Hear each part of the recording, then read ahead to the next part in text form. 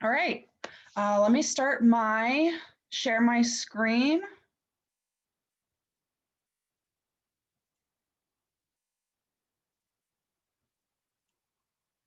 Start the presentation. If anyone does post anything in the chat, if someone could just let me know or interrupt me or whatever, I won't be able to see it. So welcome to our January 2021 first meeting, York County Coalition for Clean Waters.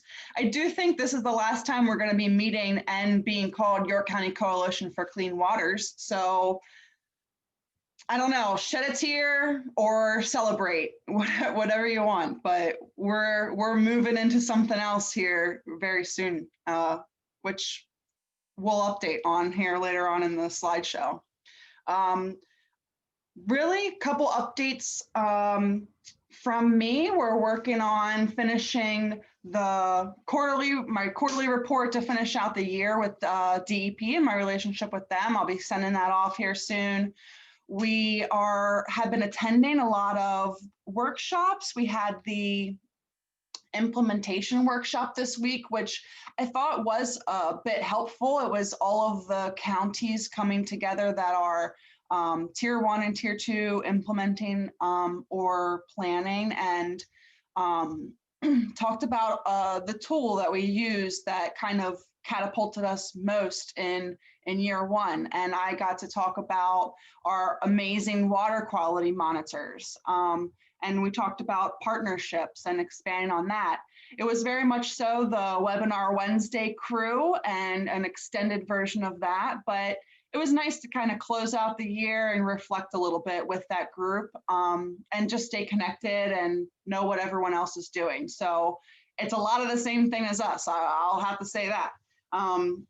Our action teams here, a lot of you at our last coalition meeting, you might remember we had the survey questions where we've been revisiting some stuff. So several action teams switched to meeting bi-monthly.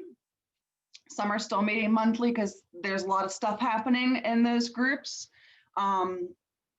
And we've also been revisiting at the meetings that we have had since the last coalition meeting, based on that survey, the mission statement for each team. So to date, education and outreach has talked about that, project implementation, as well as data management, and they've all revised their mission statements into a little bit shorter version. Legislative and programmatic changes, I believe they're going to keep theirs the same.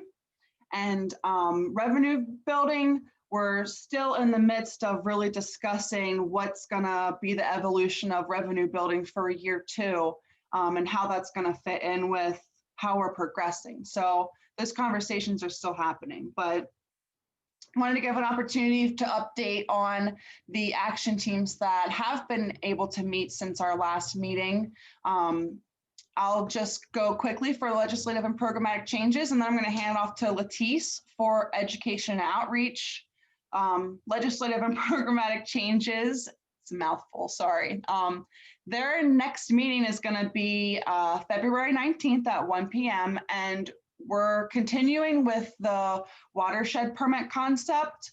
There's a draft for it that a member on the team has put a lot of work into, and we're hoping that we have a project just about ready that's going to be going to the pre-app meetings, and we're hoping to use that time with that project to go over the watershed permit concept and try to illustrate where we feel a permit like that would be successful in the project that we take there, or try to illustrate if the project was doing X, Y, or Z, or plus this, that, and the other, how the watershed permit would work out nicely. So that's to come on the horizon. And before I move on and pass the torch to Latice, are there any questions? All right, Latice.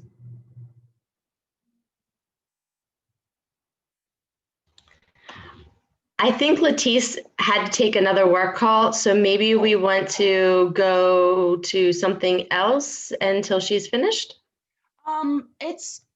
It's hard to actually go back on the screen. So if if she hangs up the phone, she can jump in and interrupt.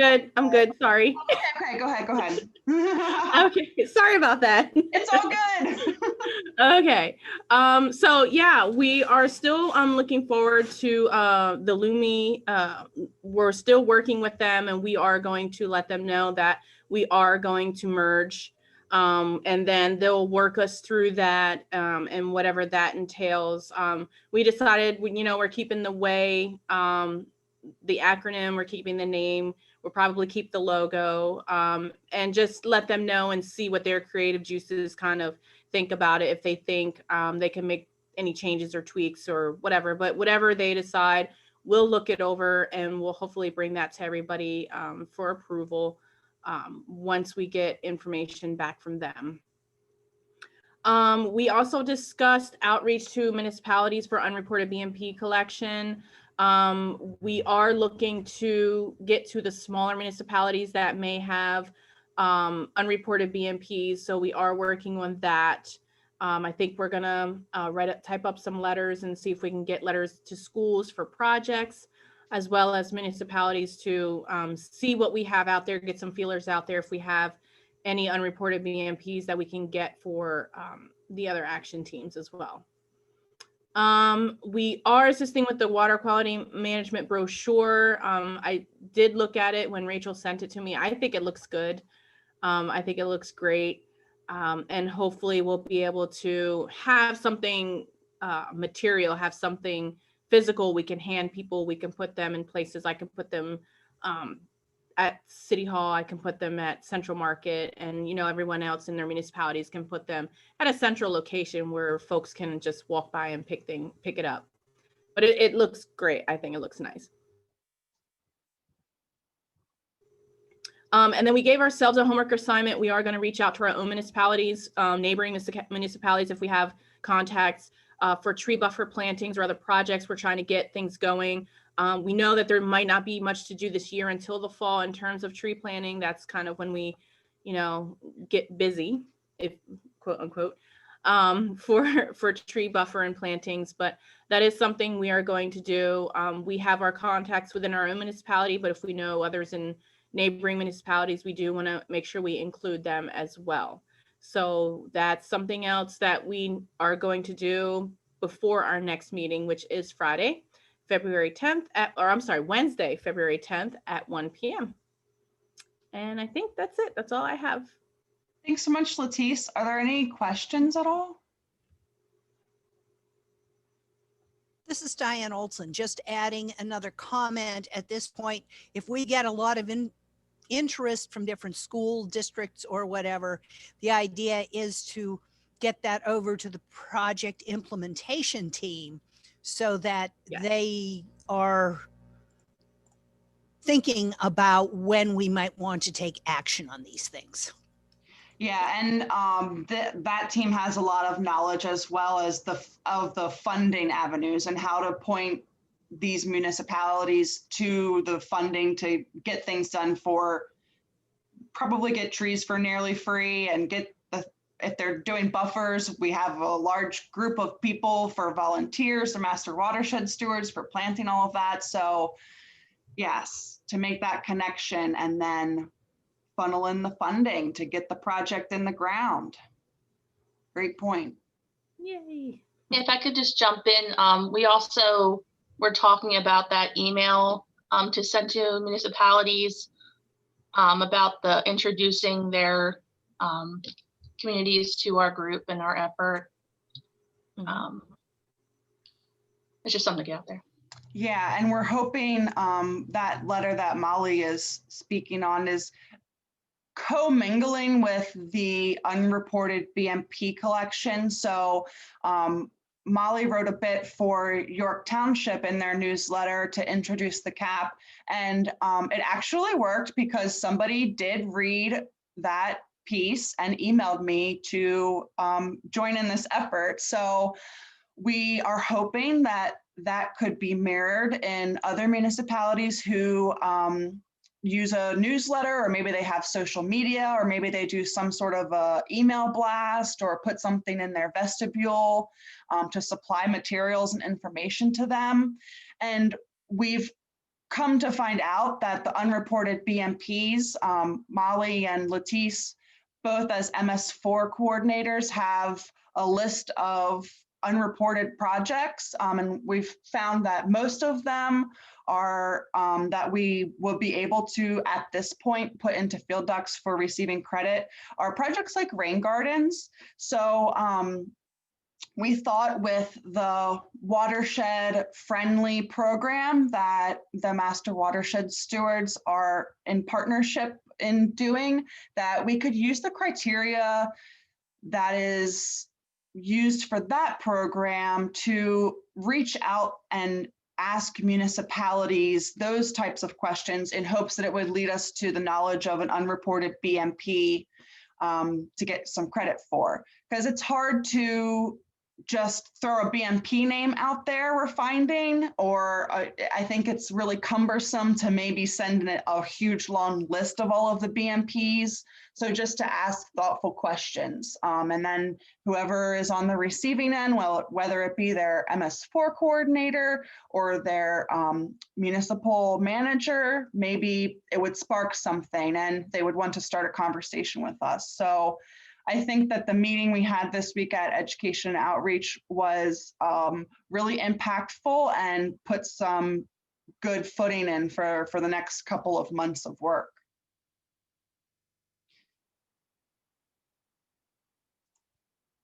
All right. I actually didn't get to edit this slide because we just had the project implementation meeting. But Jody, did you want to say a little something about what our team's been working on?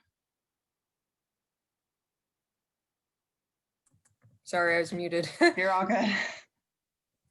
Yeah, so we just met, we did revise our mission statement, and we're continuing to find projects. Everyone on our committee kind of does their own thing, and whether they're an ag person or more in the stormwater area. So we've got lots of buffer projects on the horizon.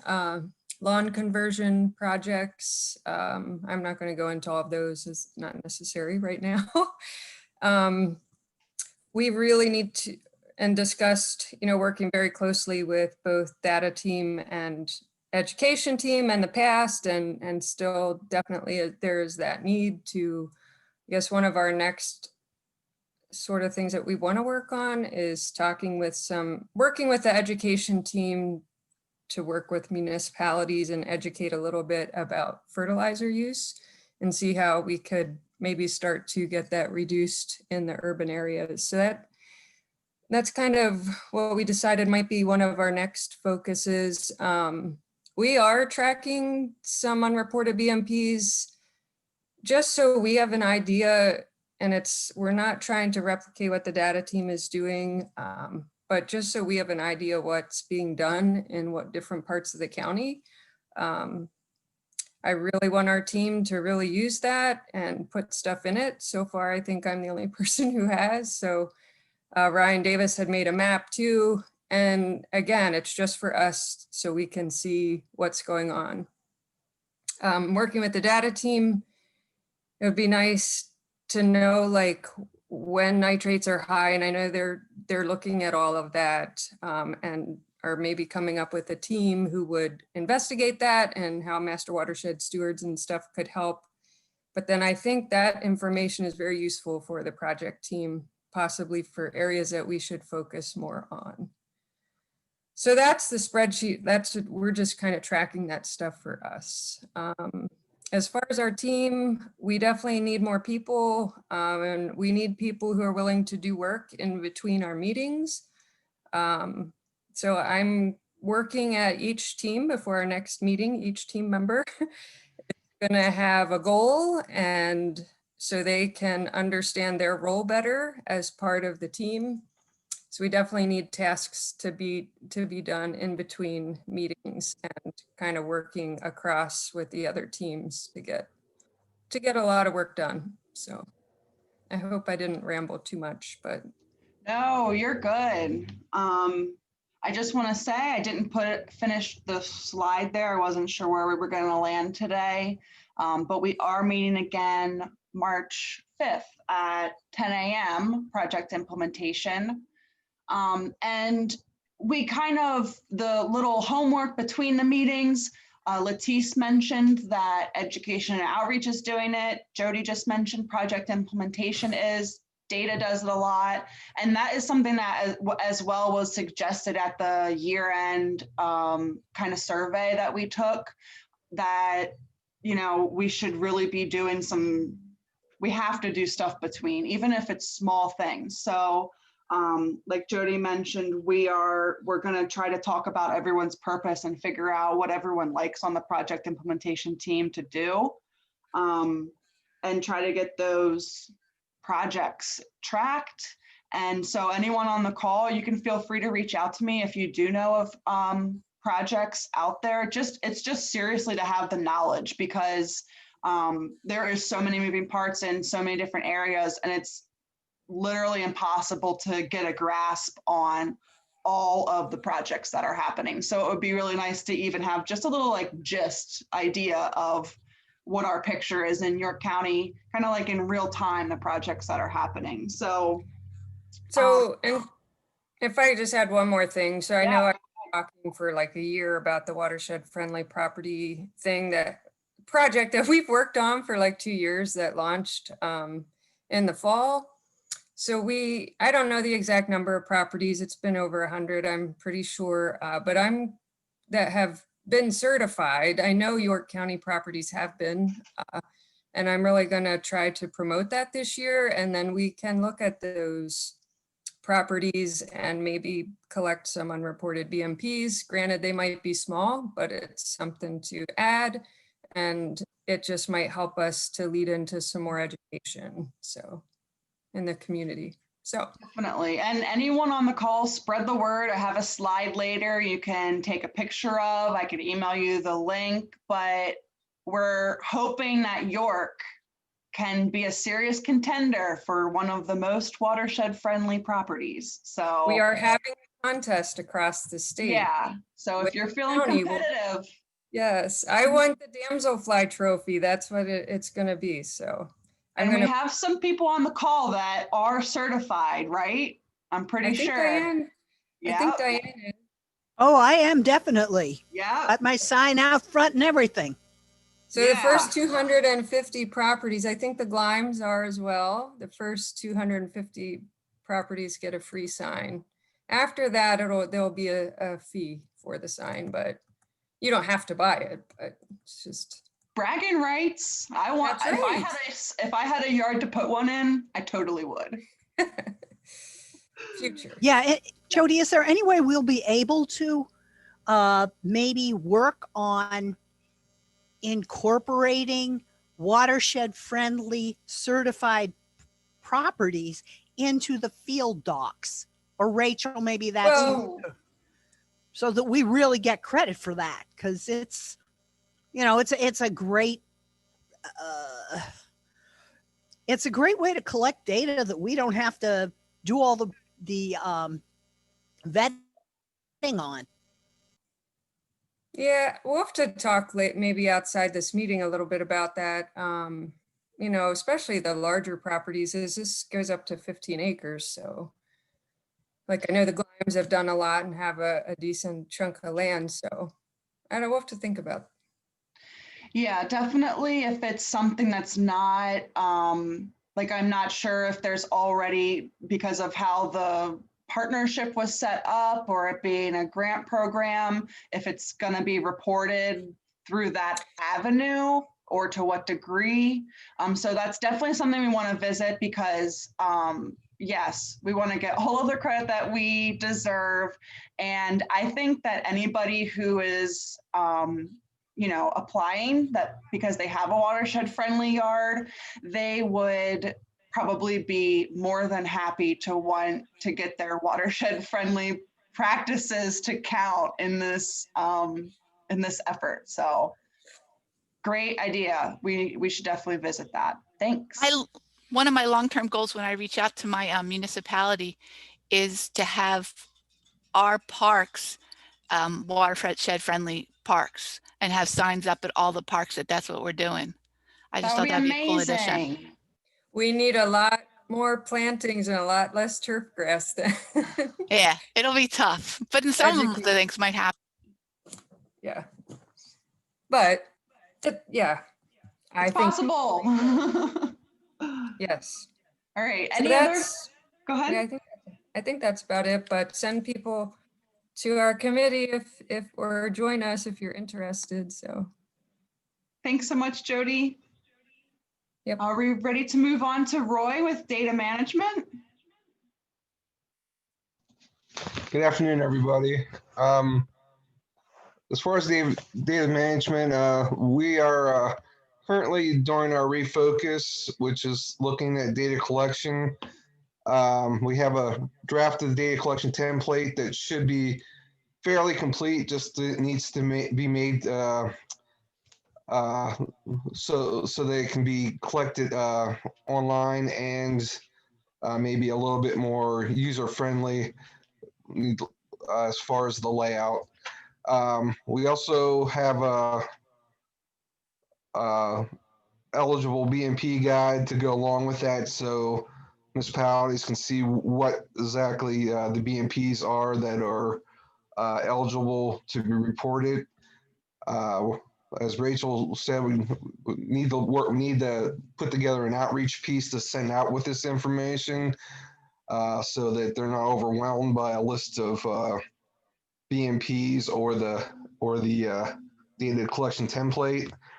And we also need to be looking at, has been mentioned before, maybe identifying focus areas based on the water quality monitoring.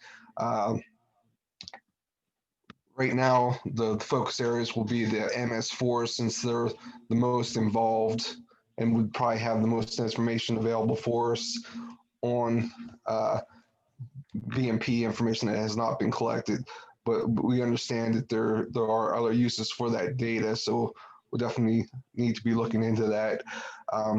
In my mind, it's probably going to come as part of the 2 reporting tools will probably be the most useful for directing that information. As I've mentioned in the past, we're looking at 2 annual reports, one in the spring that would be even more of an internal water quality monitoring report that would kind of go over the information that we receive from USGS, and then have a larger annual report in the fall that would be for distribution that would outline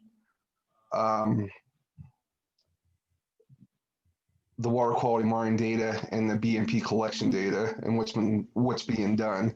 So there's more to come on that. I'll just skip down a little bit. As you'll see, we're kind of waiting on USGS right now. They're supposed to be releasing a water quality monitoring annual report in January here, but we have not heard anything about that. And unfortunately, Joe was not able to make our last meeting, so we don't know currently where that stands. As everybody had mentioned, the water quality monitoring brochure is complete, and Rachel ran it by Commissioner Wheeler, and it was approved by Commissioner Wheeler. So that should be pretty much ready to go. Again, thank you for everybody who had a hand in putting it together. There was a lot of cooperation in putting that together. As far as our team is concerned with the water quality monitoring, we did form a subcommittee to look at nitrate level monitoring. The focus of that group was to figure out when nitrate levels would rise to the point where they would need to be further investigated by the conservation district. What came out of that information is that we're looking at a level of 10, and I forget what it is, what the measurement is, to send to for Emily to be notified, and maybe consideration being given to going out and checking out what's causing that level at 10 or above. Thank you, Diane. the subcommittee, that we've kind of wrapped that up now. So Emily, I believe, is going to work with Joe Doris at USGS so that they can be notified whenever those levels would exceed that limit. And those are the main things. I'd also like to point out, as far as the template, York Township and York City did look over the template for the BMT collection and provided some pretty good comments back on that. Some of the concerns were, what if all the data is not available? As mentioned before, so it's kind of limited as far as what they feel they can report. So we need to dive into that a little more deeply as well, and some other questions that are going to have to be answered. So again, thank you for that, and we will be looking into that in the future. I think that's all of it, unless you have something else to add, Rachel. That is a good summary for me. Does anyone have questions?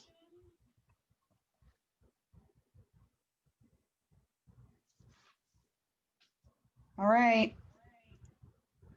So moving on, I just wanted to announce, in case anyone hasn't seen this amazing news, that the Growing Greener monies were announced. And look at all this amazingness coming to York County right here in this list. So it's a lot of money. I don't want to read over everything, but I think a lot of people have heard about the Codorus Creek Beautification Initiative. We're continuing on with that. Lots of core stuff in there, and stormwater stuff. And our conservation district is doing a lot of great stuff with restoration. Yeah, lots of money here going in. I'm just trying to read everything at once. But the one thing that I'm personally really excited for is the rail trail stuff. Don't want to be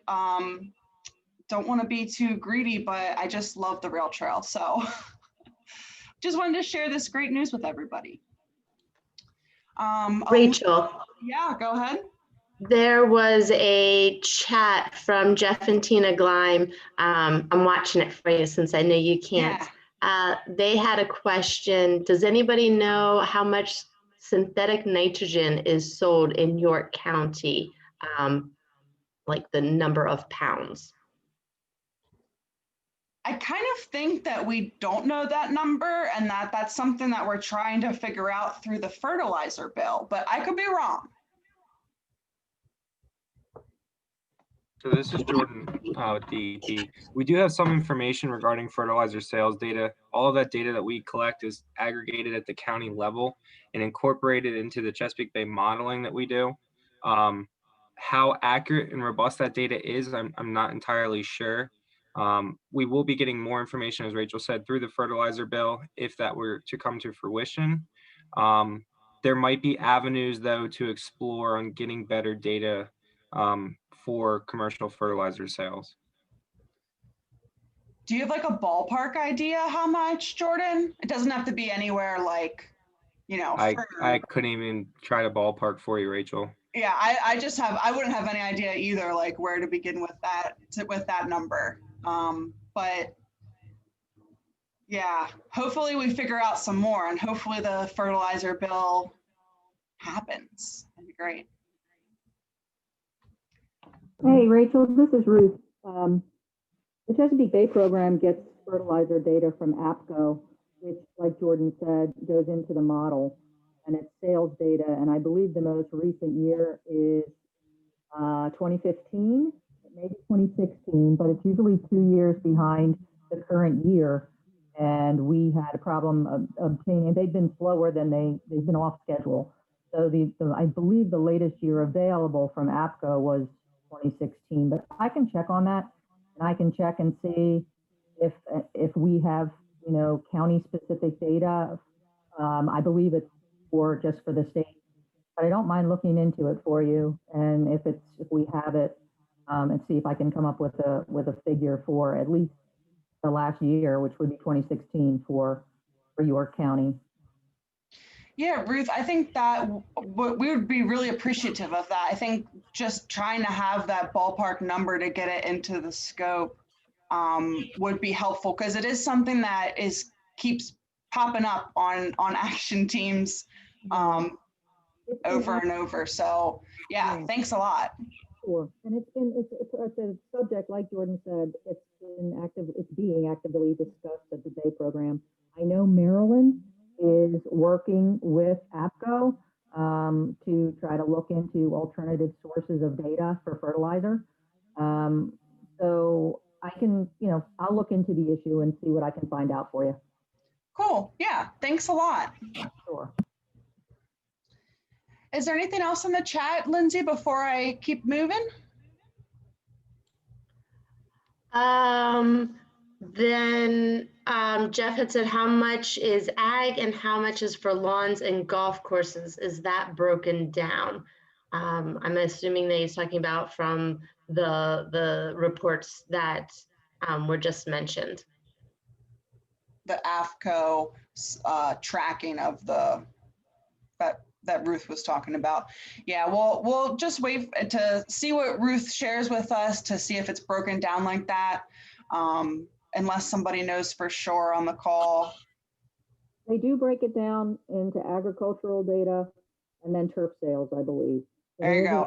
Separate it out. And that's how CAST gets those numbers for the application rates for turf grass versus farm, because the data comes, they have to designate whether it's for farm sale or not. So that is available, but whether it's available, I do not believe it's available at the county level. It may just come for the whole state and then be divvied out. So that's, again, something I'll check on. Thanks, Ruth.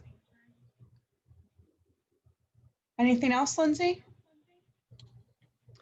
Nope.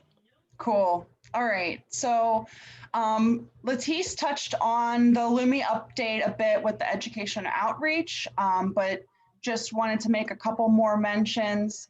We do have the first draft of a marketing strategy, and we've been reviewing it as the LUMI team / coalition LUMI team.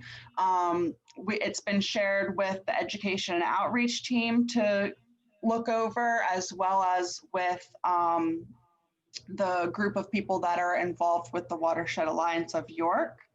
We also have draft campaigns that we're reviewing, being shared in the same groups here. So the 4 campaigns, they're separate, intentional, all connected, that will be launched throughout the effort.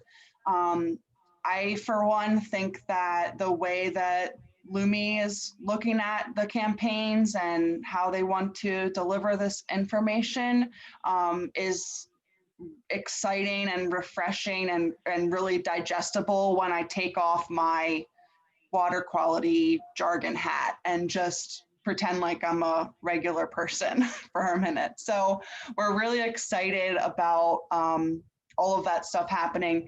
We did press pause kind of over the holidays because as you remember from the last coalition meeting, we asked about the name change, which everyone was cool with. And LUMI did send us a list of amazing names that they thought up. And when we were reviewing that list, there were the word alliance popped up a couple times. And Latisse is part of WAY, so am I. And so we both had mentioned, we really love that word, and that feels like kind of what this is, but we can't be that word because it'll be too confusing with Watershed Alliance of York existing. And kind of at the same time, Emily at the Conservation District, who's also involved with WAY and the CAP stuff, emailed me asking if, hey, do you think right now with what LUMI's doing, it might be a good idea to maybe explore joining efforts with these 2 groups and merging? So we met Wednesday this week, Watershed Alliance of York, who is a lot of the same people on this call, and the leadership team of the coalition, and there was a few other people involved to talk about do we think this makes sense? And I'm happy to report that, yeah, we do think it makes sense. So it seems as though York County Coalition for Clean Waters is going to work through a merger, and we're going to now be called Watershed Alliance of York in the near future. And for anyone on the call that isn't familiar with WAY, they've been an established group since 2001. So it's scary to say almost 20 years, but really look, it's 20 years. So they have that behind them. They also have, it's the fact that, like I mentioned, we're a lot of the same players involved in both areas. So bringing it together really makes sense. And the third thing I want to mention is WAY is a nonprofit. They do have a 501c3 status. It's been talked about over and over again in our project implementation team on revenue building that we desire to have private funding brought into the mix. So we think that it will be very beneficial to have that status as a nonprofit to hopefully sell ourselves a little bit more to our businesses in the community. So we're really excited. We are gonna meet next Wednesday, the leadership team, and we're inviting those involved in WAY. Anyone else who wants to join in, I'm pretty sure everyone on the call right now is probably on the leadership team or on WAY. So we're thinking that we're gonna be hashing some things out there. It doesn't feel like any paperwork is gonna need to change at this point. Of course, that could evolve. The most important things we need to talk about are, of course, the organizational structure. For anyone who might not know, WAY does have committees. We have our action teams. So how that's gonna look moving forward. And we're gonna talk about all those details, but just wanted to share all this really great news with everybody. And the only bullet point I didn't mention on this slide here is the social media. So I think it's really awesome that through our contract with Lumi, they are gonna be designing a lot of posts. So 5 months of posting they're gonna do for us. But I have reached out today to my contact at Lumi, told her the good news about what we're going to move forward with, and asked her what they see our next steps being. I think we're going to have to obviously talk about the marketing strategy and the campaigns as well at the leadership meeting, with the thought of WAY being there as well. So that was a lot. Is there any questions?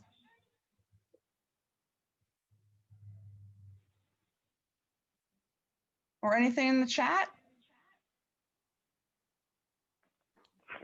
Hey, this is Felicia. I think another important point when we had that discussion on Wednesday evening was that there still is the cap requirements for the county to meet as far as the 4 million pounds of nitrogen reduction, and there's different reporting requirements.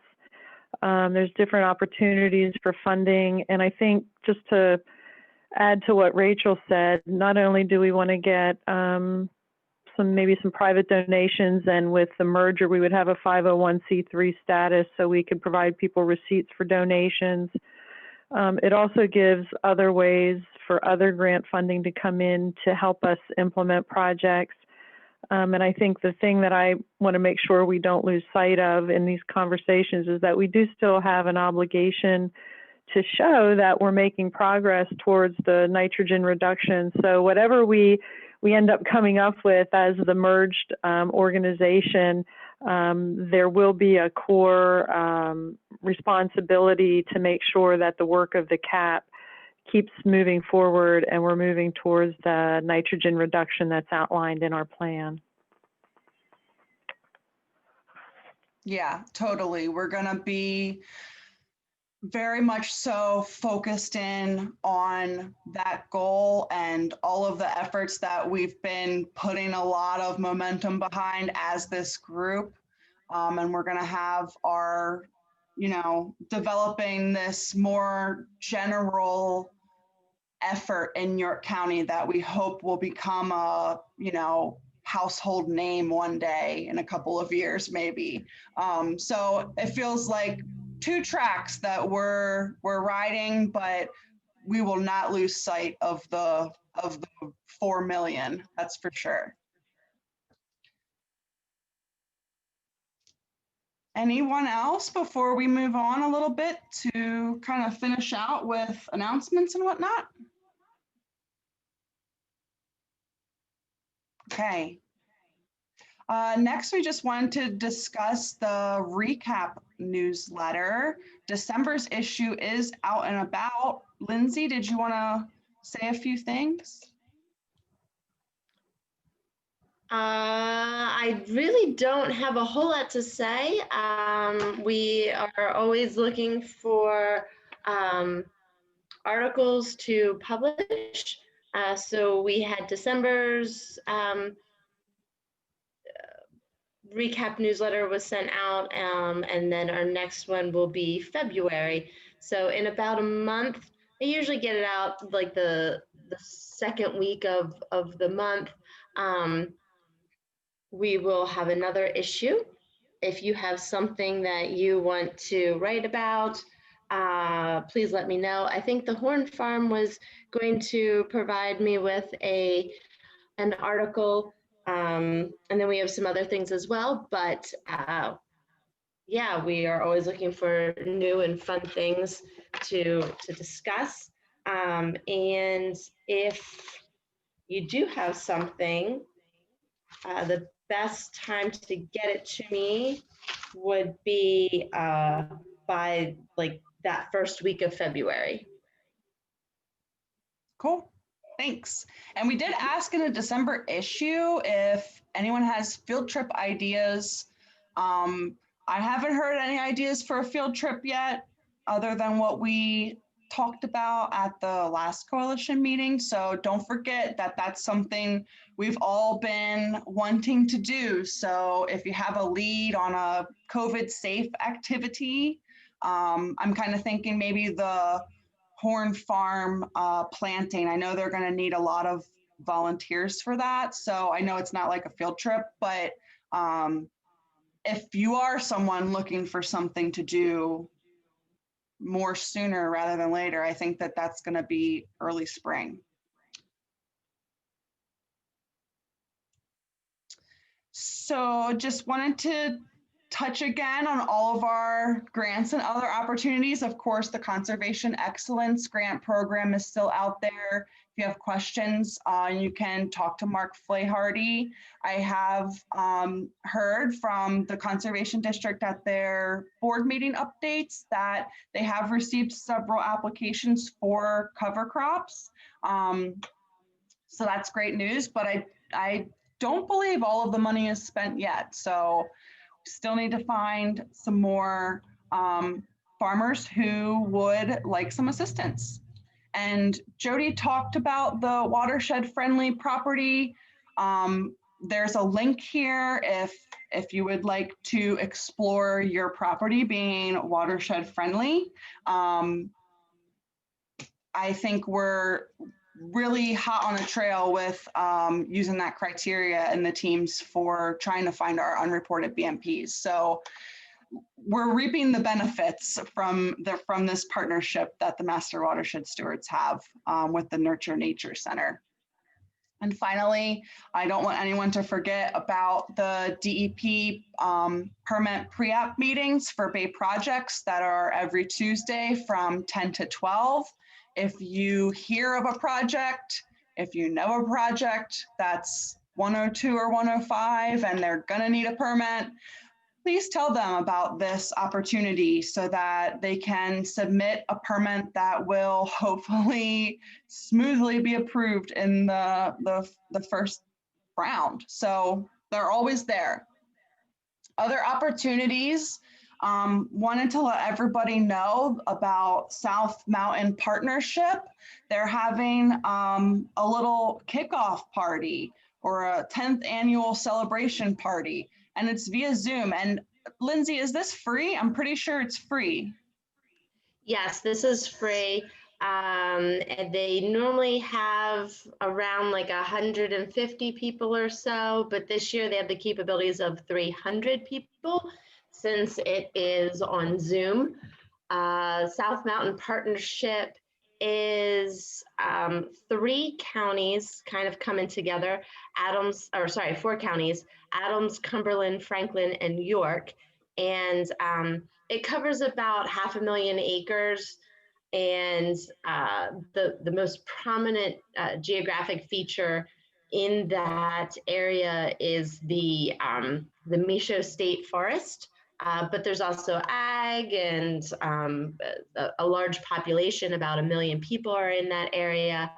And so this is just a group of people who have been together for a number of years, who are environmentally conscious and culturally conscious, and are also like working together to help preserve and protect our natural resources.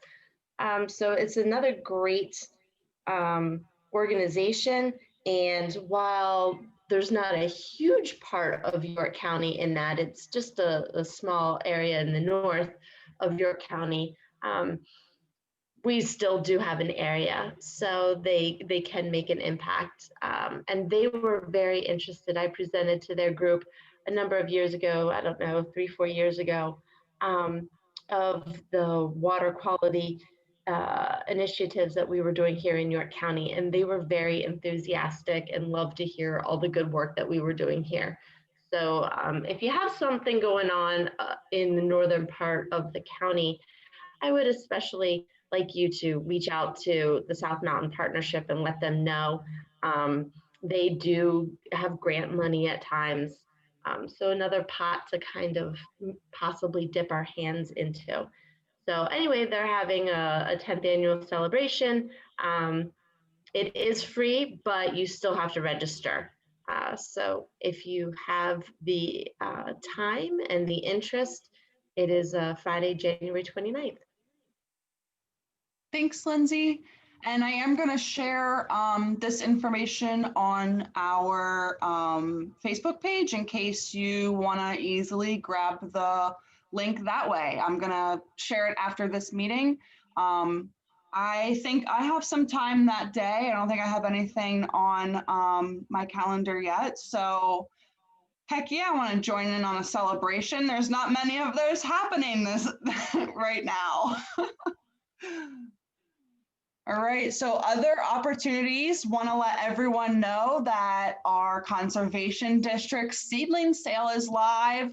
And I even put on here, I love a coupon. I don't know who else on the call loves a coupon, but if you go to the conservation district website and you order some trees, there's a link for a coupon here, first come, first serve, for a free white pine or a Norway spruce. So order your trees. I shared this with my friend who is an avid tree planter, and he was just so excited that there are pawpaws available. So yes, March 15th is the deadline, and then April 15th is the pickup day for your little baby trees.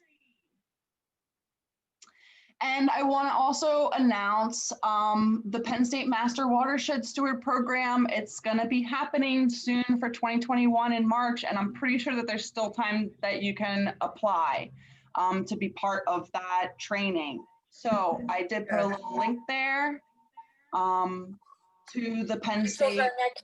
Rachel's our next steward, star steward. I'm really excited to go through this program. Yeah, so it's going to be virtual this year, and we're training across the state. So March 3rd we start, so send me your application. Share with your friends and family who might be interested. Yeah, and I'm not afraid to like flag my nerd flag. I am so excited to go through this and like learn more. I love being in settings where you like feel like you're almost back in school. So there's no better time. What else are we doing right now but learning online? So join me. And just following up here, next steps moving forward. A lot of these are the same as they always are, about outreaching to local businesses, talking to people about what you do with this effort. Really, a lot of people just don't even know. So strike up a conversation if you can. I mean, probably over Zoom, but still give it a shot. Keep sending me funding opportunities. Finding willing landowners. We still need the willing landowners to get these projects on the ground.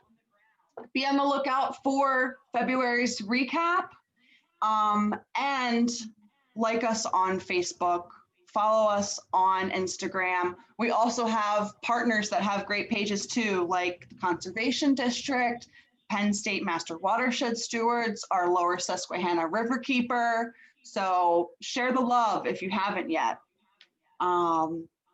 That's it for me. Is there any questions or comments or anything anyone wants to talk about before I remind you that our next meeting is March 19th at 1 o'clock? Hey, Rachel, this is Felicia. We had John and Pam and I participated in a call this morning with the consultants that were selected to, I guess, launch the Center for Water Quality Excellence. And the one thing that, I mean, there were a lot of things that were interesting about the call, but one of the things that was interesting is that they're also going to have an education and outreach component about how the Center for Water Quality Excellence will be trying to get the word out, how they can help fund projects, how they can help guide